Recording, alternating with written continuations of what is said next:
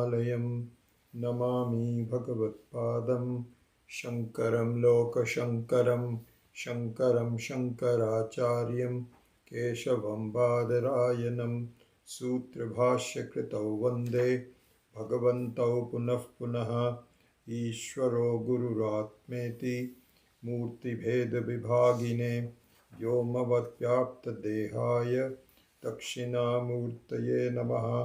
गुकारस्त्वन्धकारो वै ऋकारस्त्वनिवर्तकः अन्धकारनिरोधित्वात् कुरुरित्यभिधीयते। सदाशिवसमारम्भां शङ्कराचार्यमध्यमाम् अस्मदाचार्यपर्यन्तां वन्दे गुरुपरम्पराम्। ॐ सहना भवतु सहनौ भुनक्तु सह वीर्यङ्करवावहै तेजस्विनावधीतमस्तु मा विद्विषावहै। ॐ शान्ति शान्ति शान्तिः। ॐ आप्यायन्तु मम अङ्गानि वाक्प्राणश्चक्षुः श्रोत्रमथो बलमिन्द्रियाणि च सर्वाणि सर्वं ब्रह्म उपनिषदं माहं ब्रह्म निराकुर्यां मा ब्रह्म निराकरोत्। अनिराकरणमस्तु अनिराकरणं मे अस्तु। तदात्मनि निरतेय उपनिषत्सु धर्माः ते मयि सन्तु ते मयि सन्तु। ॐ शान्ति शान्ति शान्तिः।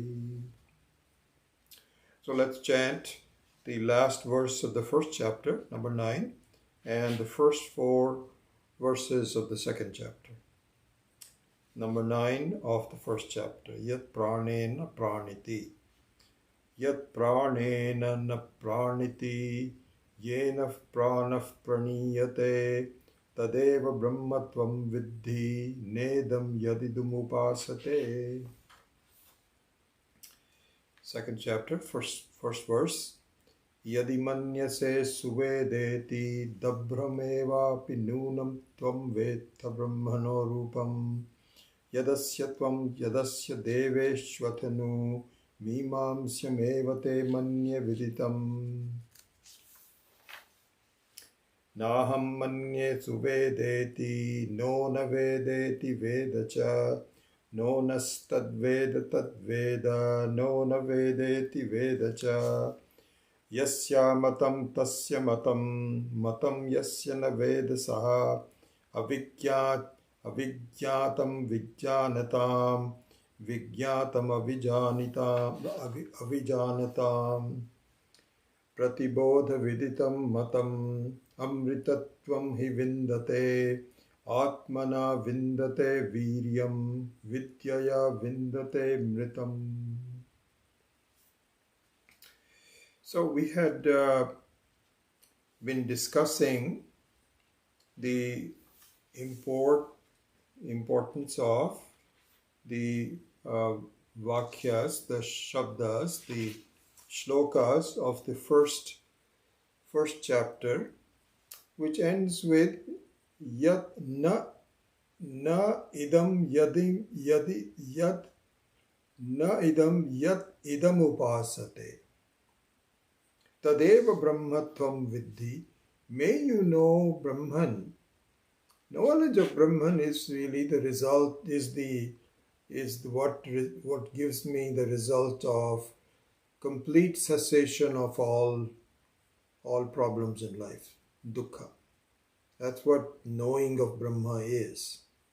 So he says the only that is knowing, that is called the knowing of Brahman. Na idam yad idam upasate. Not what people are doing the upasana for. And so we have already seen this, for just a summary of that if you are doing a prayer towards Ishvara as being separate from you, and you continue doing it all your life, then that is really not going to give you the results. So, there are really, as you know, there are four stages, if you may.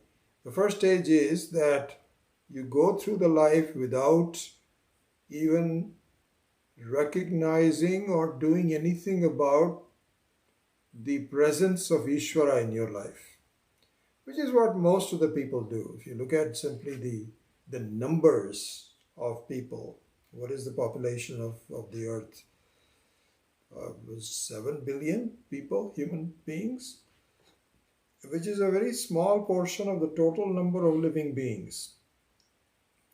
I don't know what it is, I'm just taking a guess, but it's less than 0.1%, even less than that, of the entire set of living beings. Out of that 0.1%, which is approximately 7 billion human beings, most of us do not even think about Ishvara, God, or if we do, we just do it so casually that it doesn't mean anything. So superficially, not casually, but so superficially, that it has no influence in my life, except perhaps if one is in dire trouble. Then you may lead, you say that the rest of the people are not helping me. Oh God, I'm sorry, I haven't really remembered you, but can you please help me? That's the only time that most people can even think about it. Other than that, the first set of people don't even think about Ishvara, and if they think about the Ishvara, it is so superficial that they don't take any meaningful steps towards understanding and so on. So this is number one. And the second step of people are those who really follow certain edicts of religion. And here we are only talking about the Vedic religion, Vedic thought, Vedic school of thought, Hinduism. But you can take out any one of them, Christianity, Islam, and others. And those who really do have some shraddha towards their gods, and this includes the Hindu religion also, where we look upon God as a vigraha, as a substantial murti in the form of Ganesha, Saraswati, Krishna, Rama, etc., etc. And so we do a lot of prayers to them, which is done in a very which is done from the bodily standpoint. We talk about it and we pray, we bow our heads, we go to the temple, and we begin to have a relationship with God. Interestingly enough, you may know this, that India has the highest people who believe in God out of any of the countries of the world. Very high percentage.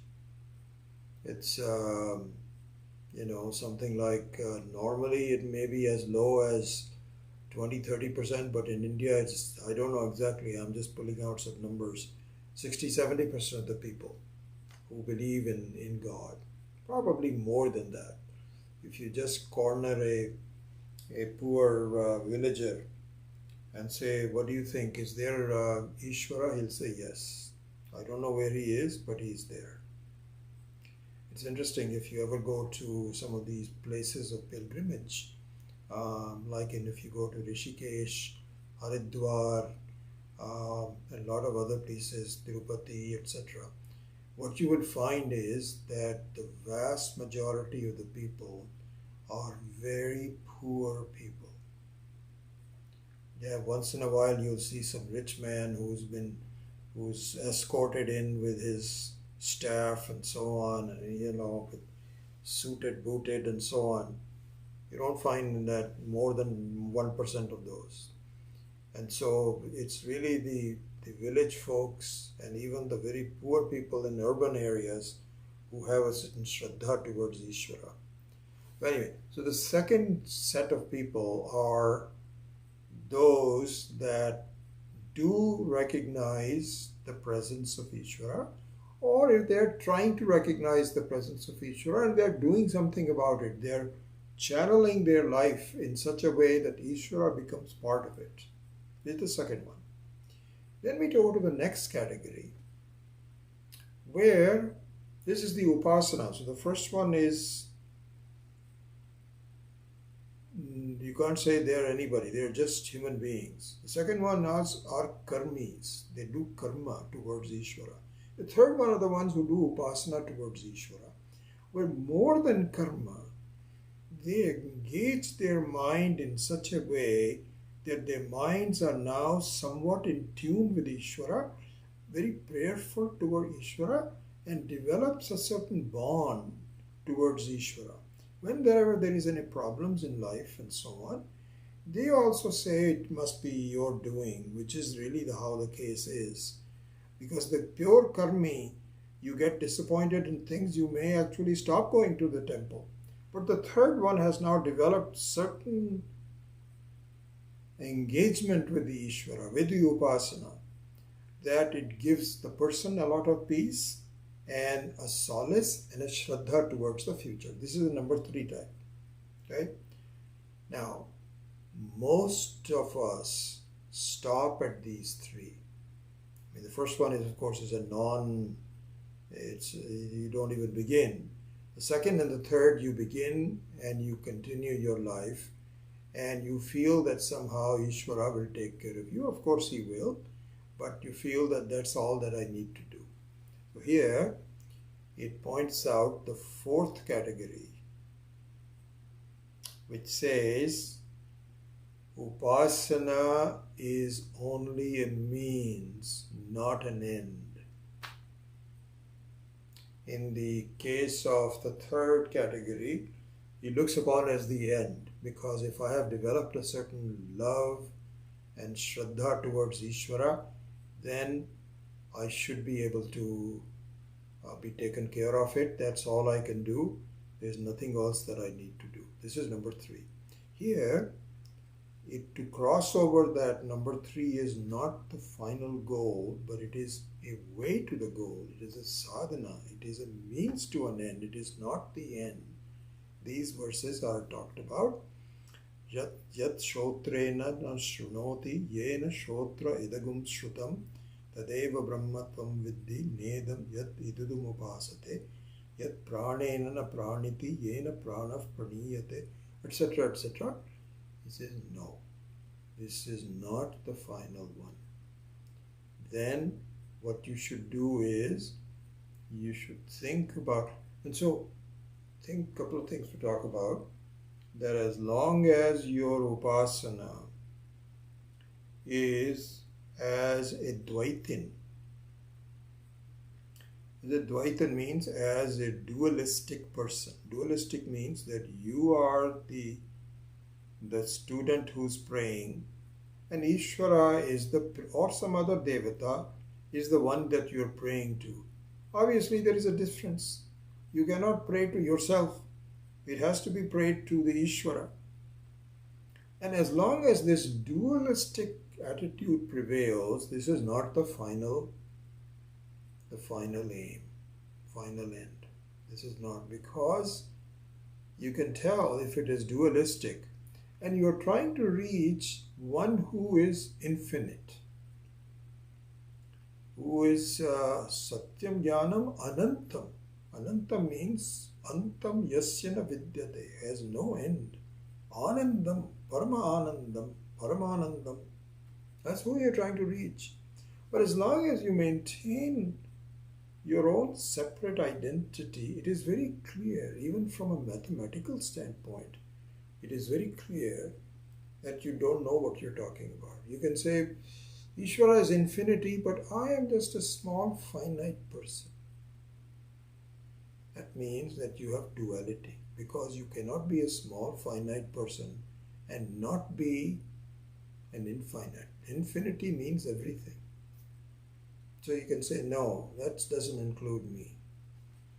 Swami Dayanand used to say that. He says, Ishvara must feel very isolated, because he can ask any of the people in San Jose. You can say, are you different from Ishvara? He says, yes, I'm different from Ishvara. Okay, let's go to Sunnyvale. Sunnyvale, you ask anyone, these newspaper people, they ask a question from someone that how are you protecting against COVID? And so then they publish the answers and pictures of 5 or 6 people. It happens in the local smaller newspapers. So supposing there is a correspondent who is going around asking everybody, have you seen Ishvara in your vicinity? So the answer will be no, I haven't seen any Ishvara. Then you go to the next person. Perhaps this person might have seen it. Have you seen Ishvara in Sunnyvale? That person will say no. You can conduct 5 trillion interviews and nobody will say yes, that I have seen Ishvara. The Ishvara must feel very isolated. This is very strange. I am in and through every one of them. I am the creator. I am the very content. And no one ever gives me the credit for it. He must have a really thick skin.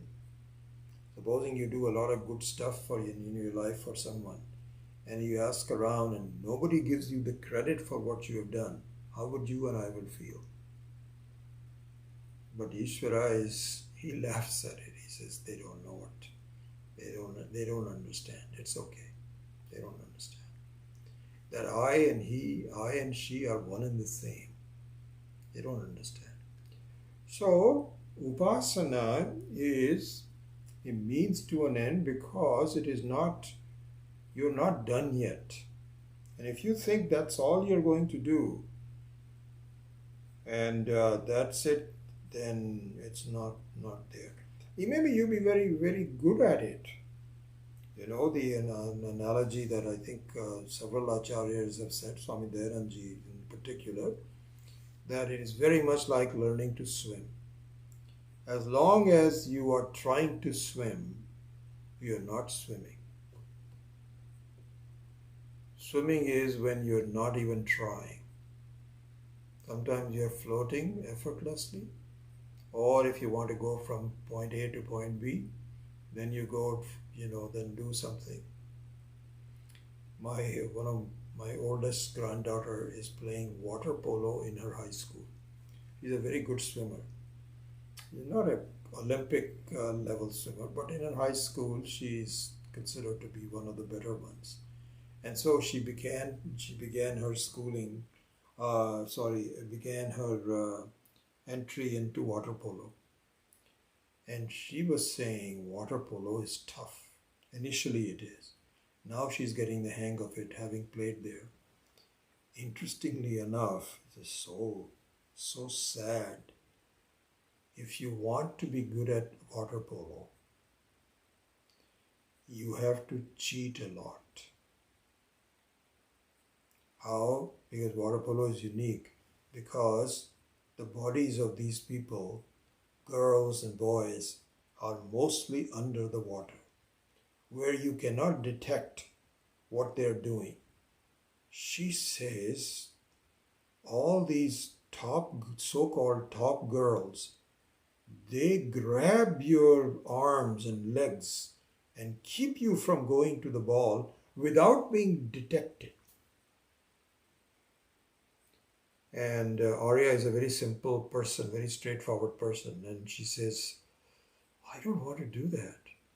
But she says, for really competing, I may have to learn the art of holding without being detected. What can I do? Anyway, what I was saying was that in her case, she's not even aware of the fact that she's swimming. It's just playing water polo and going from, and have the ball, passing it to one to the other. If I'm swimming, which I'm not even a reasonable swimmer, I would be there just protecting my life. Oh my gosh, I hope I don't swallow water. Forget about the ball and so on and so forth. So that is what the Upasaka does. So the Upasaka under the guidance of Swami Dayanandji is where you are still learning to swim. And Jnanam, knowledge, is where, and this is something we will discuss long, and now in more serious ad- advanced classes, we will see that this doership and enjoyership, that I am the doer, I am the enjoyer, it will come in these next few verses that we are going to take. This sense of doership and enjoyership, that I am the doer, I am the one who is responsible for my doing and this and so forth, is false. It's false. It's okay as long as you're trying. If you're trying to swim, then as a swimmer you need to have an identity. Identity in the sense that I need to be a dedicated learner. That's fine. That's okay.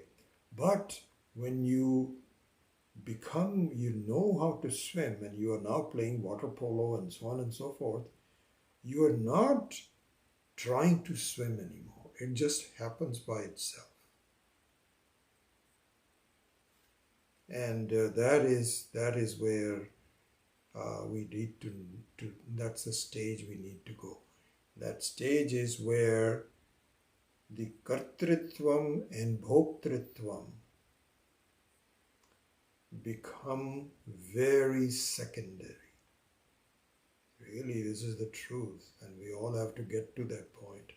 In fact, this is where we have to measure ourselves. Exactly, this is all going to come. I'm just giving you some points as we go there, that when do you know you have arrived?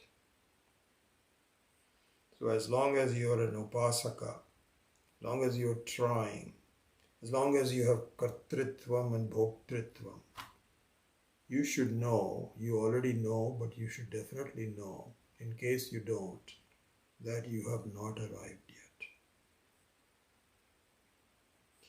So here, I'll just add a couple of points onto this topic of getting rid of kartritvam and bhoktritvam. Kartritvam means my identification that I am an individual who is struggling in this life, protecting my identity, making myself safe, making progress, learning. So all of this can be grouped under kartritvam. Karta means the doer. And then, of course, the corresponding part on the other side of the coin is bhoktritvam. Bhoktritvam means the sense of getting a result. So you have the circle. You do some karma. You bought some investments 2 years ago, and now you look at it and you see how much money you've made or how much money you've lost. And either you can feel happy or you can feel sad. And then you keep on doing again. So this sense of bhoktritvam and kartritvam is very natural for us. It is natural, yes, but it is not, it is beginningless. It's anadi. Kartritvam and bhoktritvam is anadi, but it comes to an end. Comes to an end? How can it come to an end? This I do not understand. In order for me to conduct my life, I will always need to have a kartritva. I will need to eat. I will need to take care of the elimination of the food. I will need to go to the bathroom. I will need to do all these kinds of things right up to the time of the death. So how is it going to go? I don't understand this. But these were all questions that all of us had as students. And slowly, with the help of acharyas, and for me, really, I think Swami Maheshananji is the one who is slowly getting my eyes open. Swami Dayananji prepared me for it, but I didn't quite get it at that stage that I'm now trying to see. So what Maheshananji said was, listen, yes, your kartritvam and bhoktritvam will stay, no doubt about it. but not in the same way that you have today before the things are clear to you. Not in the same way. And there are several ways to look at this. Several ways to look at this. One interesting way to look at it is that it is like you have defanged a snake. If you understand that kartritvam and bhoktritvam is a leftover from your old vasanas. Vasanas means that so this is what it would be called prarabdha. Your prarabdha stage of life, where you have now taken birth as a human being here now, and what the blueprint of your life is with respect to your age, your health, your tendencies, your accomplishments or the lack of it, and all of that has been more or less put into a mold, so to speak. Some things can be changed, but more or less the full momentum of that is already established. This is what is called prarabdha and can also be called vasanas. And part of that is the kartritvam and bhoktritvam. And the kartritvam and bhoktritvam is part and parcel of your personality, right? And so you feel it cannot ever go, because you can't visualize it. You are the one that has to get up in the morning. You have to go, you have to eat, you have to have breakfast, you have to have lunch, all of those kinds of things you have to do. You have to get up. You can't just sit there and say, oh, Ishvara is doing it. I'm not doing it. Let him lift me up. I'm sleeping and so on and so forth. Let him lift him up. Hey, you have to get up from the bed. You have to start doing things. So you feel, how is that going to go? I don't see how that's going to go. So here the explanation is yes and no. It is like defanging removing the fangs of an animal that has some poison. Could be either a snake, could even be a scorpion, etc. So then what happens is that if you defang it for however you do it, through injecting something and making the animal go to sleep and removing the fangs from it, and then the anesthesia is removed and the wound is now has become okay, and so the animal now becomes active again, and it still starts to bite you and so on and so forth. All of that is there, but it does no harm to you anymore. The form of the animal is still there, but the harm that it can do is gone because the fangs have been removed. Very similarly to that, Swami Maheshananji pointed this out, that your mind, which was keeping you unhappy. Why? Because the bhoktritvam and kartritvam was very much part and parcel of yourself. It was inseparable from you. Is the mind. This is the body. This is the human being. I am the doer, and I am the sufferer or enjoyer. So okay, all right. Now, what happens is once you discover that you are really an independent person, not subject to the stages of the mind. Stages of the mind is as a karta, as a bhokta, as a kartrit, so that as a ahankara and so on, that is all in the mind, not in you. This is not clear to us yet. May not be clear. It's getting clearer. But it's not as clear as I would like it to be. But that's okay. As long as I know that I am something totally different from that.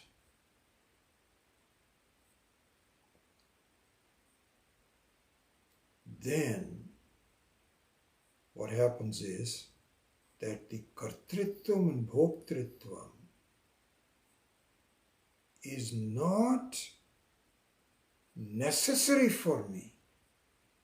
It is not necessary for me to keep the life's engines going. Not necessary. If I don't do as well, it's okay.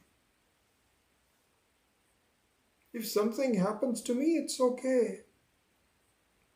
If I don't get breakfast, it's all right. I will. It's okay. I will get it.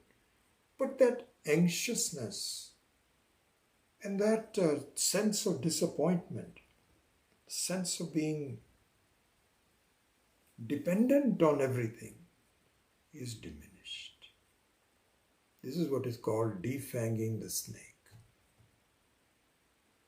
And Swami Maheshananji has described it so well in so many places that it began to really make sense to me.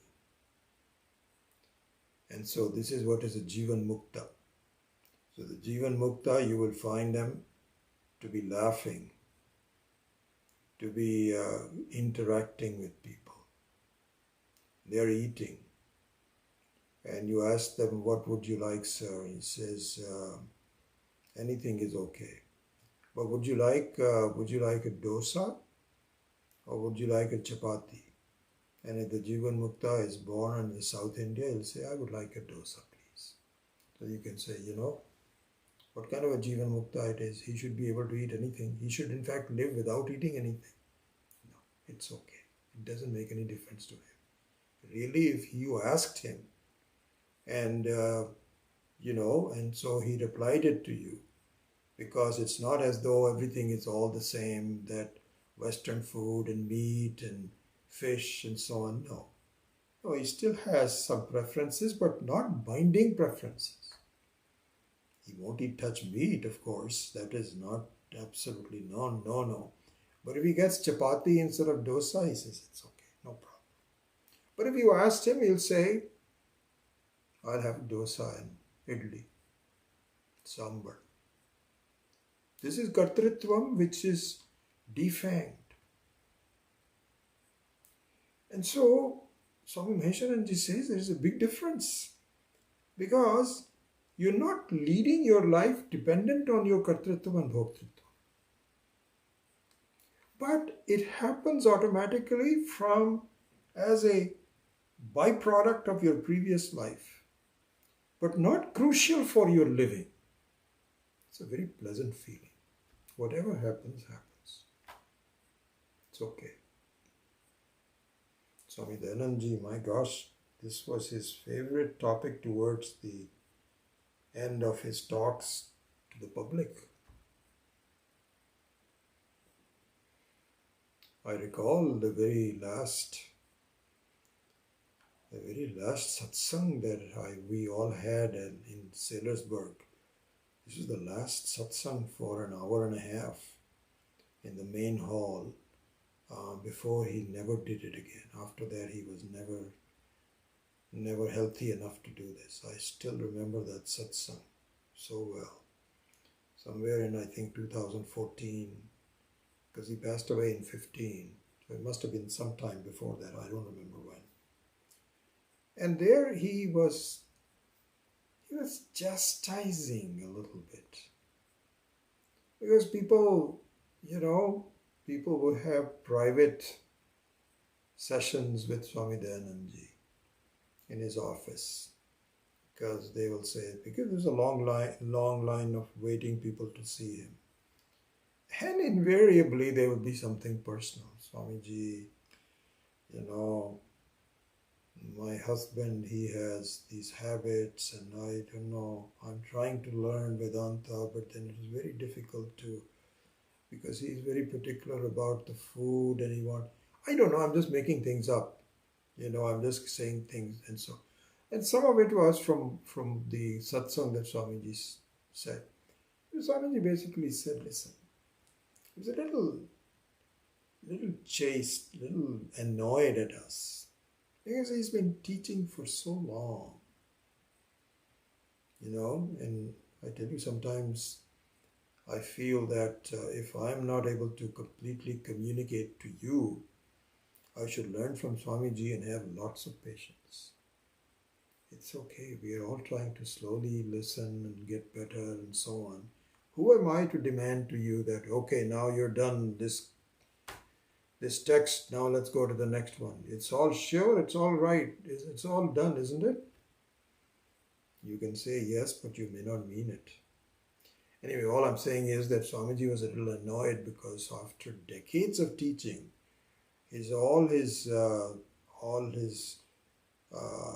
students, so-called good students, Swamiji will cringe at that. He says, no, there is no such thing as a bad student or a good student.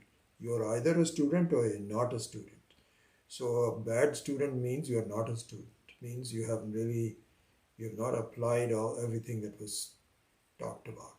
Anyways, he was annoyed at us and he was saying, I don't understand.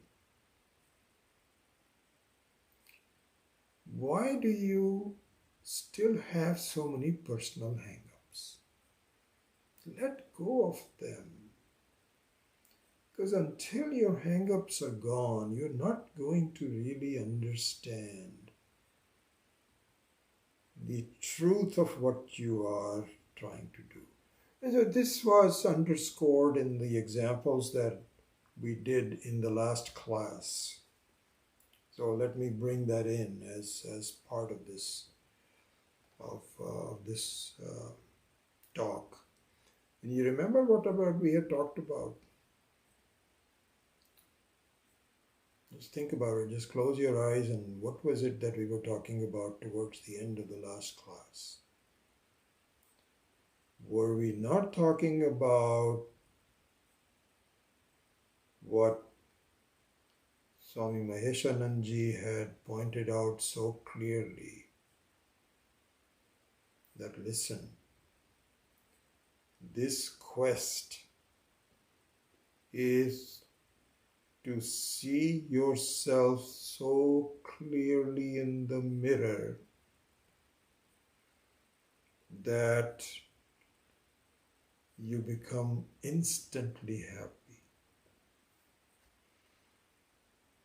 You see yourself as having all the qualities of Ishvara already. That you are anadi. You never were not there. That you are nityam. You are always there. You are ashariram. That you have nothing to do with the sharira, which is the body. There's something separately from it. The sharira is something you're looking at. It is a passing show and it is disappearing. But you as a Sakshi is just looking at it. You are deathless. There is nothing that will die because you don't have the ingredients of death. You don't have the body. You don't have any parts that can be dismembered. You're independent. Swatasiddha. This is the clarity that you seek. And where do you seek this clarity? Because you cannot see it yourself. That's exactly the topic we are looking at. We will, please remember this point. You're not going to be able to look at this directly, but you can certainly look at it by looking at a mirror and seeing the purity and the completeness of yourself. And the moment the mirror becomes clean enough, your vision of yourself as non-different from Ishvara becomes very clear. So what you need to do is not to keep on praying and praying and praying. Praying, of course, is part of the cleaning process. What you need to do is to rub the non-clean clinging of your mind. And then as the mirror gets cleaner, you begin to see portions of yourself, sometimes initially partially, then more and more connected. And finally you find, my goodness, that's who I am. And that part is instantaneous. It is not as a result of upasana which will fructify in the next life. Now, sadhya mukti.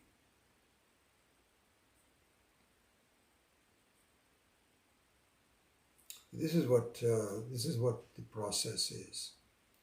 So Swami Dayananji also used to say that if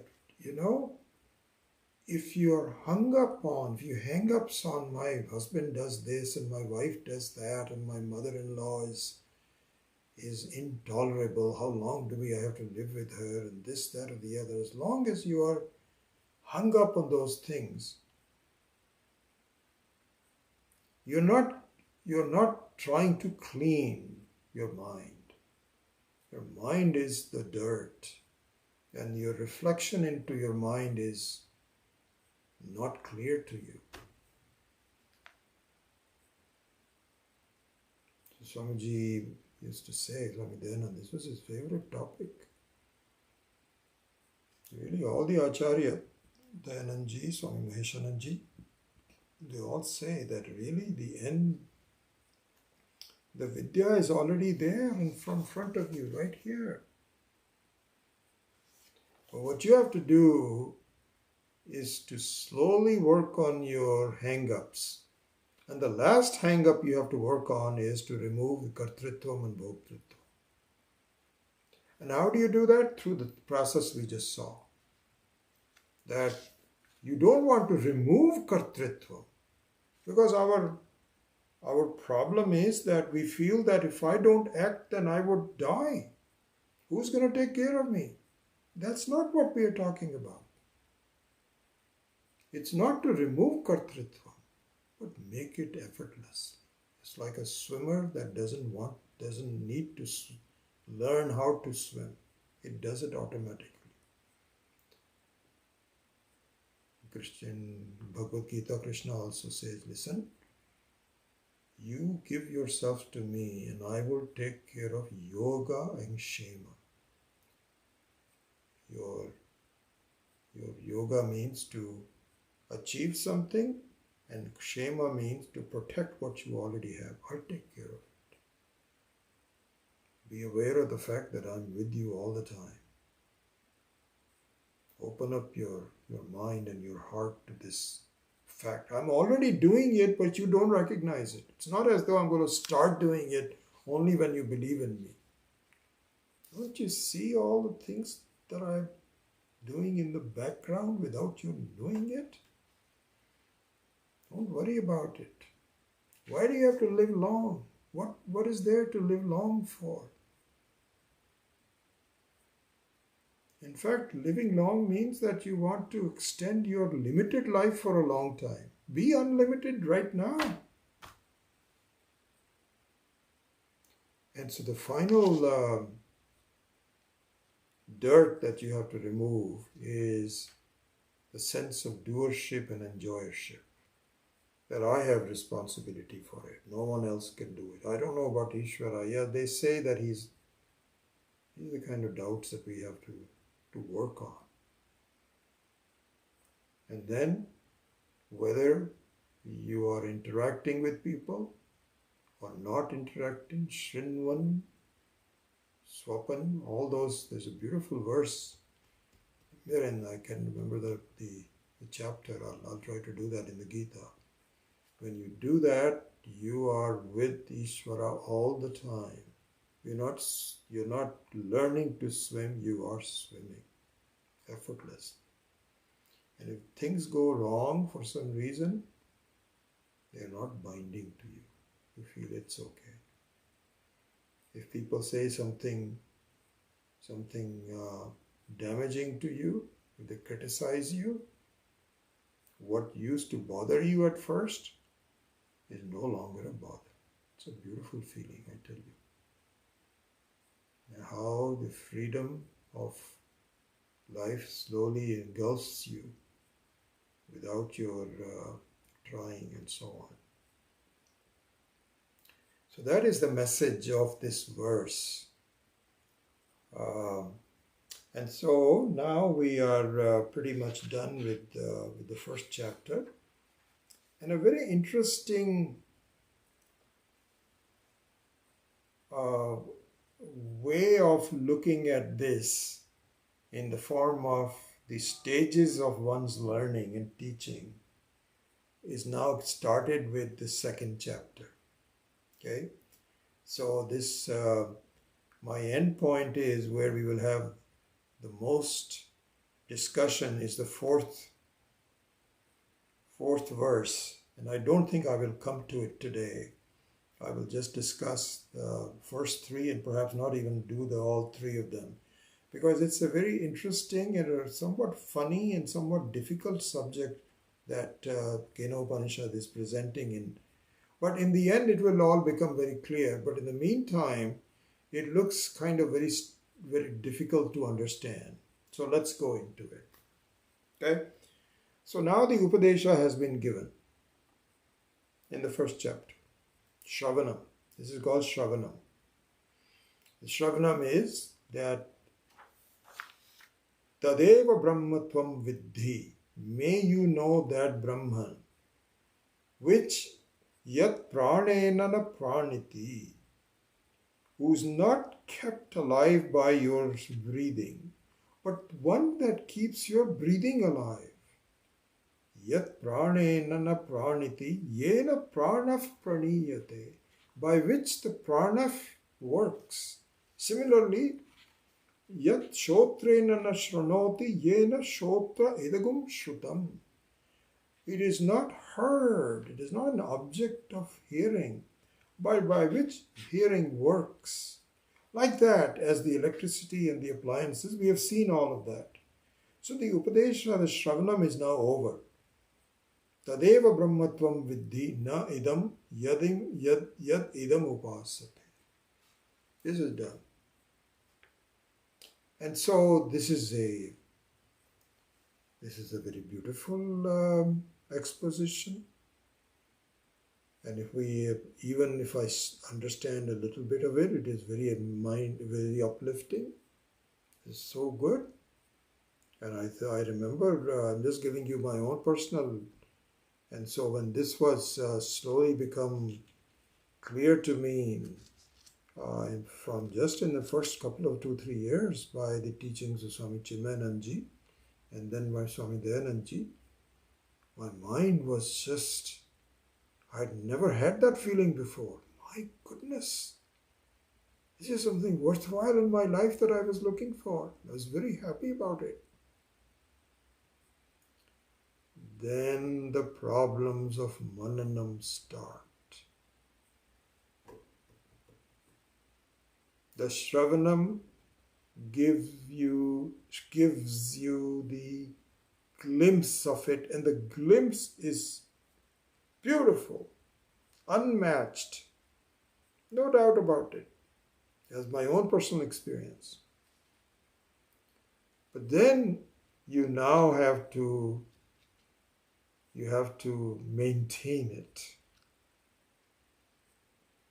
It's kind of like, the honeymoon, you're married and you're happy, you found a spouse and you're something beautiful that never happened before. But then you now have to maintain the marriage. Honeymoon is over. And if you just look at it as the first 2-3 months were excellent and now the problems start and what is going on? No. Your challenge is to now keep it at an even keel and reap the full benefits of a marriage. The benefits of marriage is not just honeymoon, but a lot more than that. It is to transform your whole personality when you become more giving. Then the children are born. So there is a huge upside to marriage, which you now can only do if you begin to maintain the integrity and the beauty of the marriage. And that is what Mananam is all about. So the Shravanam is like, in that way, is like a honeymoon. You feel, wow, I've never heard anything like this. It's so wonderful. But then you have to now translate that into something longer term, something more beautiful.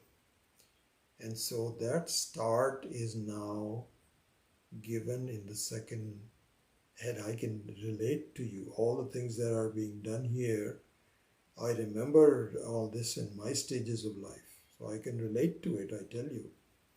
This is not just a theory for me anymore. It was really, this happened to me. So, how this happened to me and what the implication of it is will take me a little while to unfold for you. So please be patient. But at the end of that, I will keep summarizing it. So it gives you a totality of where we are going up to in the next 4 verses of the second chapter. So the second chapter begins with Yadi manyase suvedet iti dabhrameva api nunam tvam vetta brahmano rupam yadasya deveshu athanu mimamsyam eva te manye viditam. Very funny construction, very difficult construction in the next three verses. So please stay with it. Let's look at it. Let's parse all the words first. So I'll just follow Swami Pramarthananda's translation. He says, Yadi manyase iti.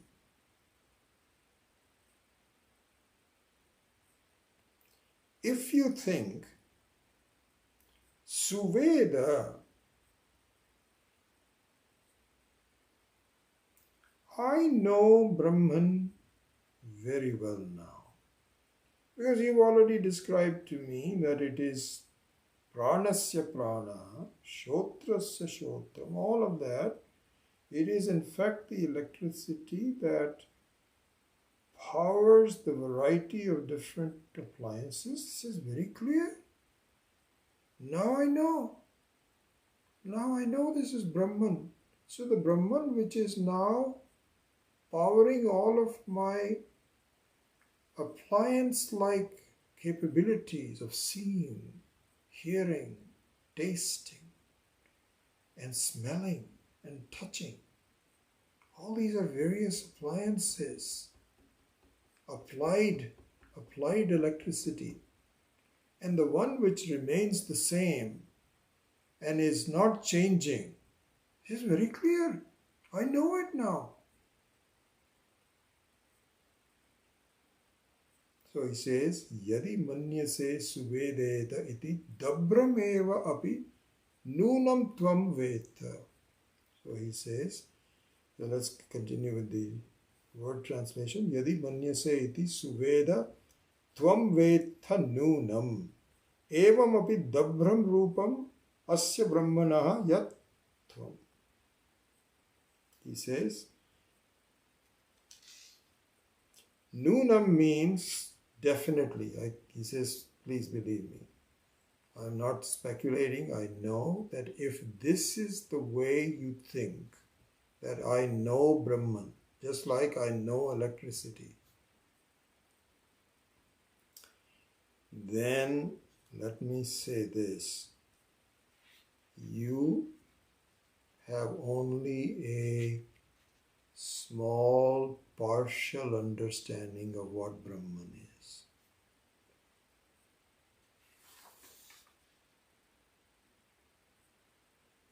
Not only you, but even if the gods have this understanding, which they do in many cases. So you're not alone. You as a Manushya Loka is not the only one. Even Devas also feel the same way, as it is given in the stories of Puranas, where the Asuras, they also did a lot of upasana towards Shiva.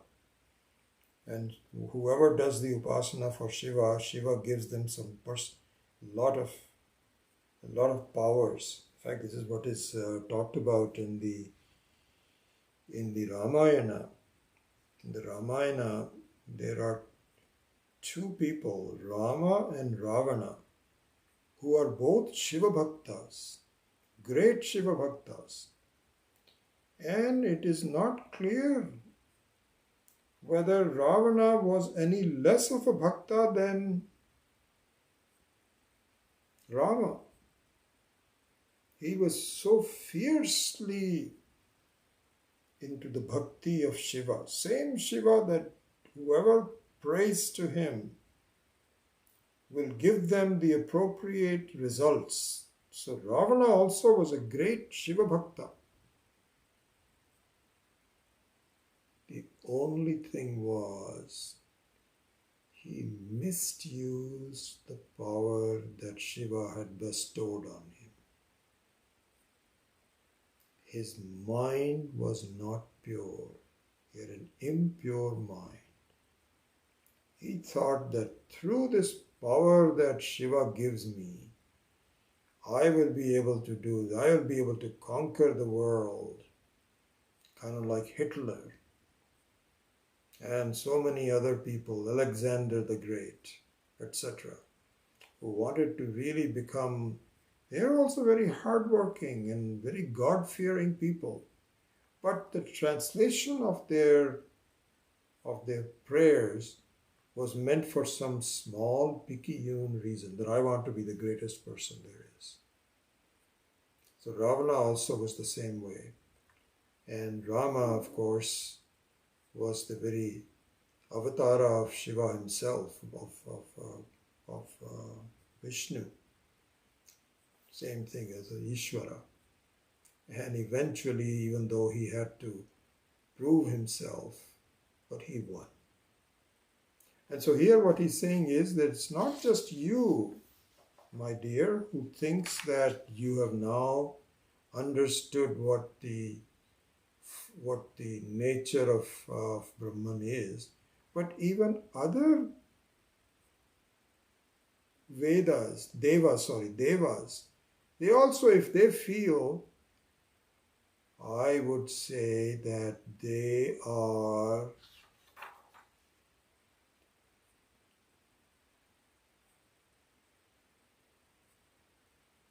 are mistaken. Dabram eva api. Dabram means a very small. Here Swami Paramarthananda has appropriately called it small as finite. But if you look at the translation that Adi Shankara and so on, just saying this is just a small partial. It is okay to give finite also. So he says that if you think that you have understood it, the way you are saying, I know Brahman very well now, my dear, let me just say, you are not really clear about it. You are mistaken and you have some kind of a funny notion about it.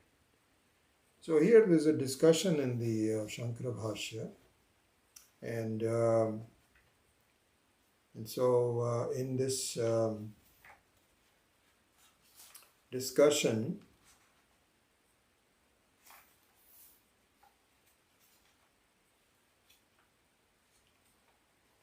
So the Purva Paksha says, wait a second. And the Purva Paksha was me as a doubter when I heard all this. When Swami Dayananji was explaining this in our ashram in Piercy, I also had the same thing. Wait a second. Isn't this what the first chapter was aiming to? That you should understand what Brahman is, which is the very basic power behind all of the appliances and so on. So then I think I have understood it. And so how can you are belittling my understanding by saying no. Why are you don't understand it? So here the Purva Paksha is, Nanu ishtam ishta eva suvedaharam suveda ahamiti nishchita pratipatti. He says that for me to say that I have completely understood, isn't this what you're asking me to do? So I don't understand why you are berating me for not understanding this. I had the same issue.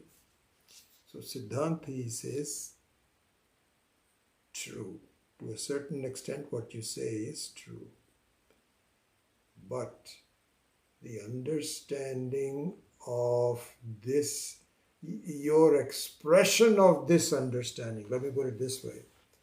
The way you are expressing your understanding tells me that you really don't understand.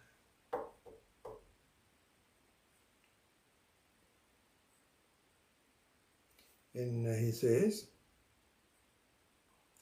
Satyam ishta nishchita pratipattihi nahi suveda ahamiti. Yes, you're saying that this jnanam is true, but the way you are expressing your understanding of this knowledge tells me that you don't understand it. And really, this is what happened to me also. I mean, I can give you some overlay of the personal experience and so on. So I think, and it may happen to you also. I'm just giving you the sort of a personal historical aspect of this, which dovetails with what this is saying, is that when I heard this in the next 2-3 years, as I was saying earlier, my mind became at a very different level. All of a sudden, I had a different experience of life in my mind. It was much more together, and I was very happy about it, and so on. But it was unable to overcome the life's challenges to a point where I could easily dismiss them as being meaningless. It's okay, I'm the way I am. I was not able to do that. So what that means is that unless the mananam has taken place, the Shravanam does not give you the intended result that you want. It's getting there, but it's not there yet. I think I gave you this example, if I don't mind repeating it at this point. So in the December of, so I went to the ashram in fall of 79. And it was really early fall, late summer, and we graduated in June of 82. Then started looking for jobs again and so on. So in the December of 1981, Swami Dayananji had gone to India for a month, as he would normally do. He'll take off for 2 weeks here and 1 week there. And so This was a long one. And I came up with the idea that I had never shown my family India, my two sons who were 10 and 4 at that time. Should I not also go to India and also tour at various places? I myself have not seen some of the temples of South India. So I proposed it to Swamiji, and Swamiji said, that's a great idea, do it. Yeah, there was some teaching going on while we were gone, but Swamiji himself was not there, and he says, take advantage of that. So we actually spent almost like, I can't remember, but 3 weeks in India. Part of that was a visit to Rishikesh. So I was looking at my itinerary with the help of Swami Dayanandji, and he said, if you're going to Rishikesh, then make sure you pay a visit to my teacher, Swami Taranandji, in Haridwar. He had an ashram. Swami Dayanandji had built an ashram, a small kutia really, with, few cows and some land and so on. And Swami Taranandji, who was one of his 2 or 3 main teachers, was sitting there. So he says, you must go and give your pranam. So I says, this is so wonderful. So we drove from New Delhi, and my mother was also with me, and my wife and my 2 sons. So all of us were there. And the Rishikesh ashram there was very small at that point. And so there was really nothing going on, but we went there, we went to the temple and so on. Then either, I don't remember, on our way to it or coming back, we paid a visit to Swami Taranandji. And of course, our car went in and to the compound, and they didn't know who had come. So one of the brahmacharis came out, and I told him that I am one of the students of Swami Dayanandji, and he had asked me to. He says, oh, very good, let me go check with Swamiji, you please come. So we got down from the car, and we took our shoes off, and we were just sitting there. And pretty soon Swamiji came, Swami Taranandji. And I've met him twice. This is my first of the 2 visits with him. And so he started asking me, so I understand you are a student of Swami Dayanandji. I said, yes, Swamiji. So he says, tell me what's going on. So I explained to him the coursework, which is just about over, because now only 5-6 months were left, and we had to do Brahma Sutra, and I think Mandukya Karika was going on too. So towards the end, some very advanced books, texts were going on, but we had done a lot before that. Bhagavad Gita, Kenopanishad, Kathopanishad, Taittiriya, all kinds of stuff. So I was sitting there somewhat proudly telling them, oh, we have done this, and so on. And I still remember what Swamiji said. He says, in Hindi, he said, I'll just say that in Hindi first, and then I'll translate. He says, bahut acha, बहुत बढ़िया, बहुत बढ़िया। अभी तो श्रवण हो रहा है, अभी तो सारी जिंदगी पड़ी है मनन करने के लिए। So in English he says, very good, excellent, very nice, good. But he didn't say but he says, as I see it, this is all Shravanam. What you're doing in Shravanam, it's kind of like saying this is just a small portion of it. Now you have to do Mananam all your life. He says the Mananam hasn't even started yet because I'm still in the course. It won't end for another 5 months. After that, then I will have to chew on it and so on. I remember at that time I felt somewhat disappointed at this. I thought he would say, wow. And this is what tells you about my lack of understanding at that time.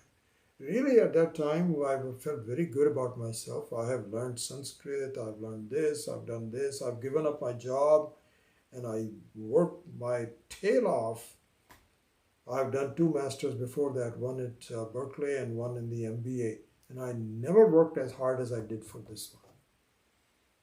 You ask my wife, I would get up early in the morning and take a shower and be there half an hour before the class reviewing the previous one. And she used to say, wow, you're sure dedicated. I said, yep, want to get every word out of it. And so I was feeling very good about myself. And Swami Taranandji was saying, oh, this is good, but this is just a start. And I remember feeling a little disappointed at his words. Not disbelieving, but disappointed. So I said, wow. I didn't. Later on, it all became very clear. So in that sense, I would say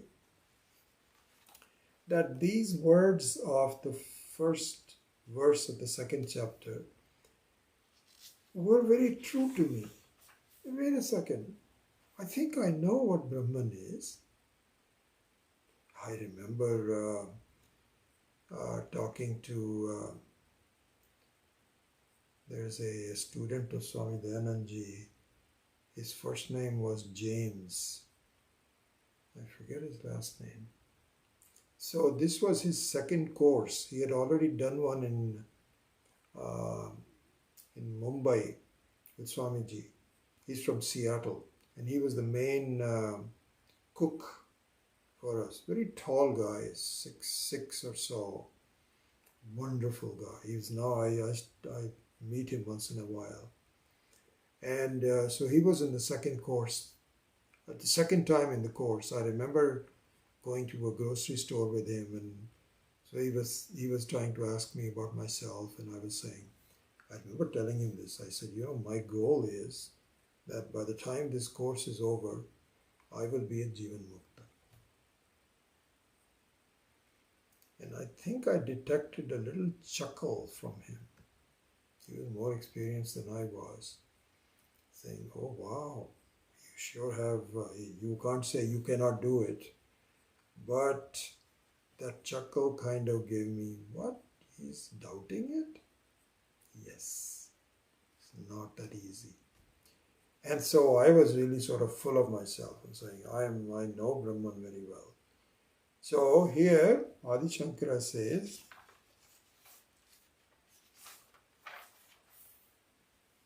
that it is very proper that the teacher now challenges him and saying it is not that easy. And you have a wrong impression of Brahman. Why do you have a wrong? Why do you say I have a wrong? How do you know I have a wrong impression of Brahman? Because the way you say it, that I know Brahman as though I know a table. This is not the way to know Brahman. And if this is what you think, this is not going to stay. Because the table will also change. So your view of Brahman also will not last if this is the way you look at it. And I think you do. You're not looking at the right way.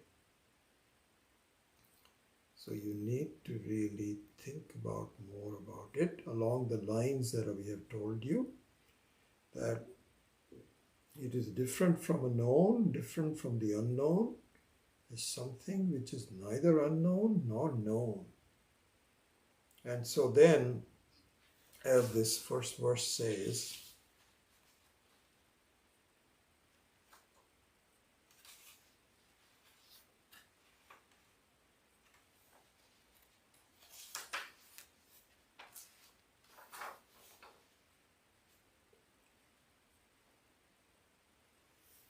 he says that Mimamsyam eva te manye viditam. Mimamsyam eva te. Mimamsyam eva hite means you still need to do mimamsa. Mimamsa here means mananam. You have to ascertain it surely.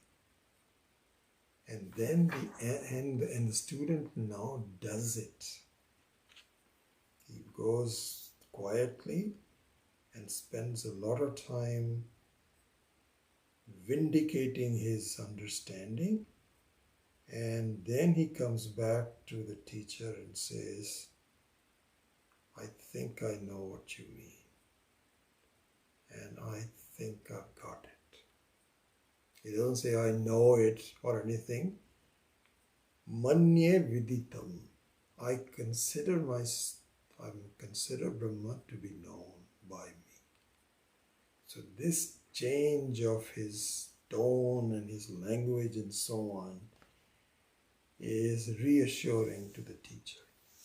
With me it happens much more gradually, but the whole life was there, and quite honestly it took me to study with the texts of Swami Maheshanandji before this became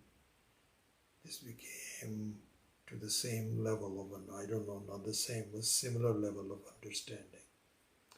And this is when the fruits of an understanding become visible to you. Before that, there is a certain level of confusion and frustration as to, I thought I knew this, then why is the life not really releasing me? But it releases you if you are willing to understand it at a deeper level. So anyway, we will go into all of that as we go forward. And I think we will hopefully finish the verses 1, 2, and 3 next time. And then come to the main one that I really want to emphasize. I want to spend a lot of time in the 4th verse, which is really the goal of what I wanted to do all along, which is the 4th verse of the 2nd chapter. And so I will do that. Okay.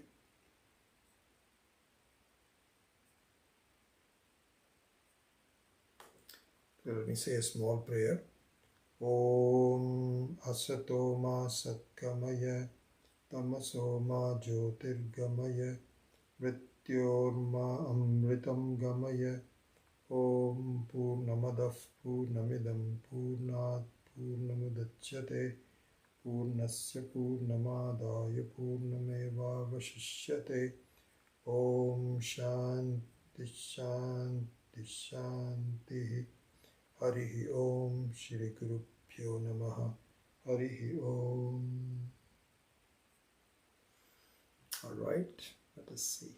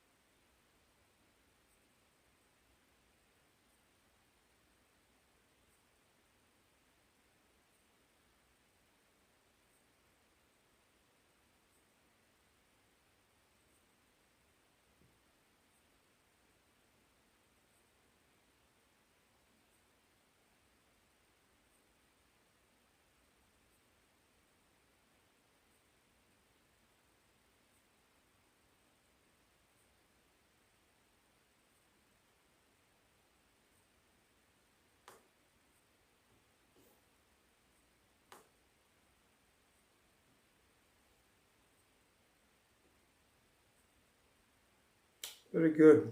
Excellent. It's good to see you all in the class. And if you have any questions or any observations, please let me know. I'll wait for a few minutes. Shanti Kumar, it's true, in my case, Shravanam is going on, and little Mannam also, long way to go, deepen understanding of Brahman, and make our mind behave and be like Brahman. Yeah, it's a long process, and there's a lot of... Shravanam and Mananam go together. So as you become a little bit clearer with your thinking, vichara, then the next time you do Shravanam, more things become clearer to you. So this is what I had been saying for a while, that I got into some good habits where I would revise a text every few years. It's not like I would say, oh, I've already done that, there's nothing else I know. I gave you the analogy of going up the mountain, that you come back to the same view, but at a higher level. And then now I'm also like that. I'm recently just revising Rudram. And what I find is that my understanding of Rudram is much clearer now than it was even when I taught Rudram about 7-8 years ago. Leave aside when I was learning Rudram. And so slowly it is becoming clearer, but there it is now a revised Shravanam. It is not just Mananam. It is the result of my prior Mananam. And it is a combination of different texts at different times. So it's not just studying one text, but you have to look at it from various angles, and slowly your level of understanding and clarity goes up. And then when you go back to the old text that you have studied 7-8 years ago, all of a sudden becomes clearer. That's what it's all about, I think.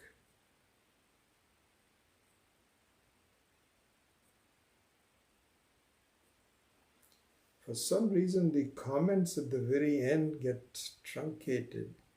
Kamala Shankar says, Namaste, Shravanam is very nice and peaceful. Not sure if Mananam is going on silently. That's all I see. There's nothing more than that I see. So something is, I'm trying to see, go up a little bit.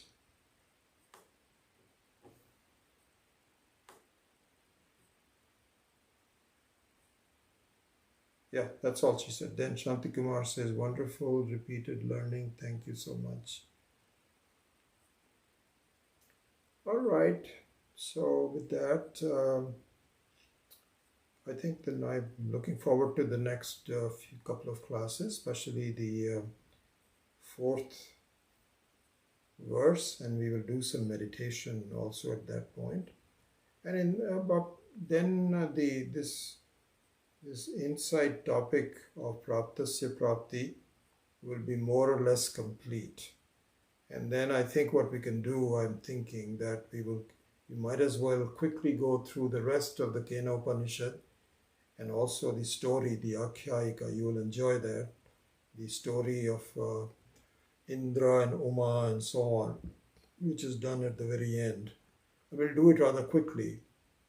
And all that is really a explanation of all of this. So the main chapters are the first and second, and we would have finished that hopefully in the next couple of classes. So with that, let me take your leave, and hopefully I'll see you next week. Oh.